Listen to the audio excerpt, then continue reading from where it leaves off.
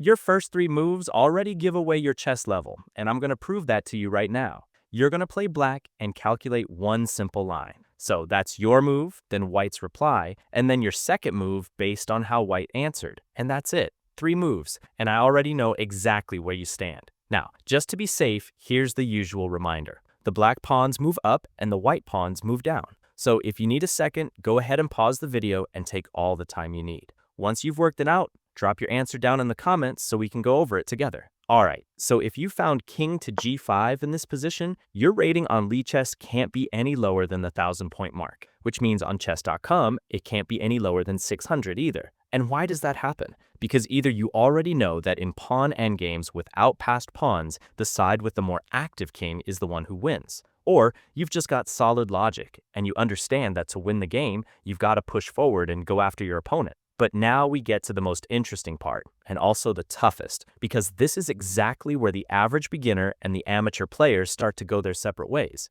How do you think white could play here? If you think white is going to move the king, say, to e3, then your rating probably isn't much higher than the 1,000-point mark on chess.com. And why does that happen?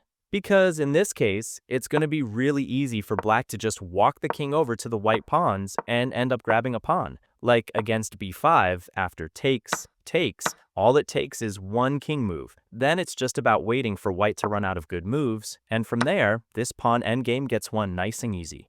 But if you notice that white is going to gamble a little and try to spring a trap on black by playing b5, that means you're at least a pretty confident amateur, which means your rating is somewhere around the 1,500 mark on Lichess, maybe even above that.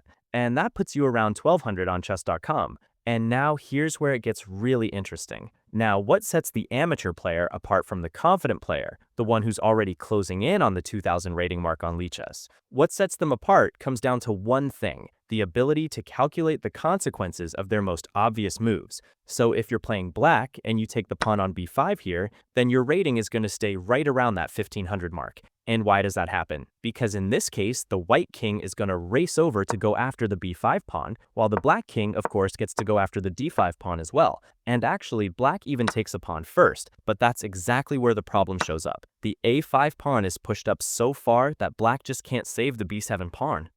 And after, let's say, king to b6, d5, king takes, and d4, the pawn race is on. But even if it looks like black is going to reach the promotion square, white gets there just the same, and the whole thing ends in a draw on the board.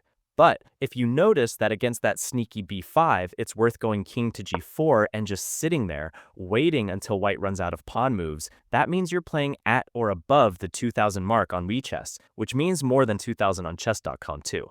And why is this position winning? Here's what happens. Once white runs out of moves, whether that's after takes on a6 or after that clever b6, which will still have to answer with king to g5, white's only got king moves left, and that king can't hang around the d5 pawn for very long. And that's because any try to defend that pawn just gets shut down thanks to zugzwang, meaning the white king is forced to back off. After that, black can either try to queen the d-pawn, or to keep things safer, just take the remaining white pawns, because at the end of the day, 2 or 3 pawns queen a lot more easily. Well, that's it. That wraps up another challenge. And now it's pretty easy to figure out roughly where you stand in chess just from how you thought your way through this position. And don't forget to drop your rating down in the comments and let me know how you did, because it's always nice to go through it together and see what you can still work on in your game. If you enjoyed and learned something new, make sure to hit the like button and subscribe to the channel, and I'll see you in the next video.